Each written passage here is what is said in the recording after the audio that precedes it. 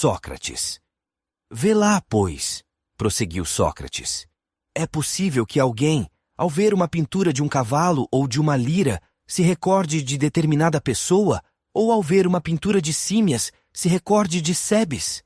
Cebes, certamente, concordou. Sócrates. Com mais razão, portanto, se lembraria de Símias ao ver uma pintura do próprio Símias. Cebes. Exato.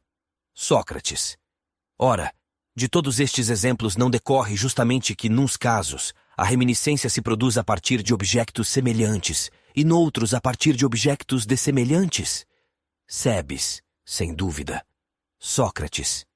E quando ela se produz a partir de objetos semelhantes, não será inevitável uma segunda reação como esta, a de refletirmos sobre se há ou não falhas na semelhança que o objeto actual apresenta com aquele que recordamos. Cebes, é inevitável, confirmou. Sócrates. Vê lá então se está certo, prosseguiu. Afirmamos, creio, a existência de algo igual. Não quero dizer um tronco de madeira igual a outro tronco ou uma pedra igual a outra pedra, nem nada desse gênero, mas uma realidade distinta de todas estas e que está para além delas, o igual em si mesmo. Afirmaremos que existe ou não? Cebes. Claro que afirmamos, por Zeus. Sócrates. E conhecemos em concreto o que ele é. Conhecimento que adquirimos onde? Não é justamente a partir de exemplos como esses, troncos de madeira, pedras, etc., de cuja igualdade nos apercebemos ao olhá-las. Não terá sido exatamente a partir delas que concebemos essa tal realidade, distinta das que referimos? Ou não te parece a ti diferente delas? Repara ainda, não é verdade que pedras, troncos iguais, sendo os mesmos objetos, parecem por vezes iguais aos olhos de uns e não aos olhos de outros? Cebes, fora de dúvida. Sócrates, e então? Alguma vez aconteceu que as coisas mesmo iguais se te afigurassem desiguais, ou a igualdade, uma desigualdade? Cebes, que eu saiba nunca, Sócrates. Sócrates, logo, concluiu, a igualdade dos tais objetos que referíamos não equivale precisamente ao igual em si mesmo. Cebes, não mesmo, Sócrates. Sócrates, contudo, não deixa de ser a partir de igualdades desse tipo, exemplos, embora diferentes do igual em si, que tu o concebes e tomas conhecimento dele? Cebes, verdade. Sócrates, e isso, independentemente de ele se identificar ou não com a igualdade dos objetos actuais? Cebes, de certo. Sócrates, de facto, concluiu.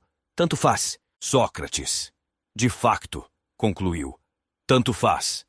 Sempre que, ao veres um dado objeto, a visão desse mesmo objeto te transporte à ideia de outro, seja ele igual ou diverso, é necessariamente um caso de reminiscência. Cebes, sem dúvida alguma. Sócrates, vejamos. E o que nos diz a experiência relativamente à igualdade dos troncos e de outros objetos iguais que mesmo há pouco referíamos? Parece-nos a nós que essa igualdade existe no mesmo plano que o igual em si? Ou que carece ou não, em determinado grau, desse mesmo igual para se identificar a ele? Cebes. Claro que carece, respondeu. E bastante. Sócrates. Ora bem, estamos de acordo. Quando uma pessoa olha para um dado objeto e reflete de si para si, este objeto que tenho diante dos olhos aspira a identificar-se com outro, mas está longe de poder identificar-se a ele, e é, pelo contrário, bastante inferior. Ao fazer tais reflexões, é porque suponho conhecia já esse outro ao qual, segundo declara, se assemelha o objeto em causa, embora lhe fique bastante aquém? E é também isto, ou não, o que a experiência nos diz quanto às coisas iguais e ao igual em si. Cebes, absolutamente. Sócrates.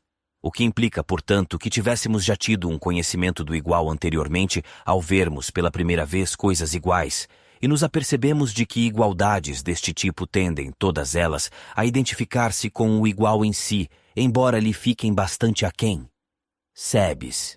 Nem mais nem menos. Sócrates. E nisto ainda estamos também de acordo. A noção que temos do igual, de forma alguma, poderia ter se formado em nós, a não ser por intermédio da vista, do tacto ou de qualquer dos outros sentidos. E o que digo é válido para todos os casos do mesmo gênero. Terá, pois, de ser através dos dados dos sentidos que nos apercebemos de que todas as realidades sensoriais tendem sempre para essa realidade do igual, embora lhe fiquem bastante aquém. Ou não é isso o que diremos? Sebes. Isso mesmo. Sócrates. Donde se segue que, antes de começarmos a ver, a ouvir, a utilizar os 5 sentidos, deveríamos já ter um conhecimento do igual em si, daquilo que de facto é, sem o que não seria possível tomá-lo como ponto de referência das realidades sensoriais, ou seja, de todas essas que, aspirando por um lado a assimilar-se a ele, lhe são, por outro lado, inferiores. Sebes. De acordo com os nossos pressupostos, assim terá de ser, Sócrates. Sócrates. Ora, e logo ao nascer não estávamos nós aptos a ver, a ouvir e a utilizar os 5 sentidos? Sebes. Seguramente. Sócrates. Mas dizemos nós, não era para isso necessário que já antes tivéssemos tido um conhecimento do igual? Sebes. Sim. Sócrates. Portanto, segundo parece, só antes de nascermos o poderíamos ter adquirido. Sebes. Sim, parece. Sócrates. Ora bem, se essa aquisição se deu antes do nosso nascimento e se nascemos com ela, então conhecíamos já, antes de nascermos e logo ao nascer, não apenas o igual, o maior, o menor, mas todas as realidades desse tipo, pois efetivamente este nosso argumento não se aplica mais ao igual do que ao belo em si, ao bem em si, ao justo, ao sagrado, a tudo aquilo, enfim, que, como digo, selamos genericamente com o rótulo de realidade em si, quer nas perguntas que fazemos, quer nas respostas que damos. Donde se segue que, antes de nascermos, estávamos já na posse do conhecimento de todas estas realidades. Sebes, exato.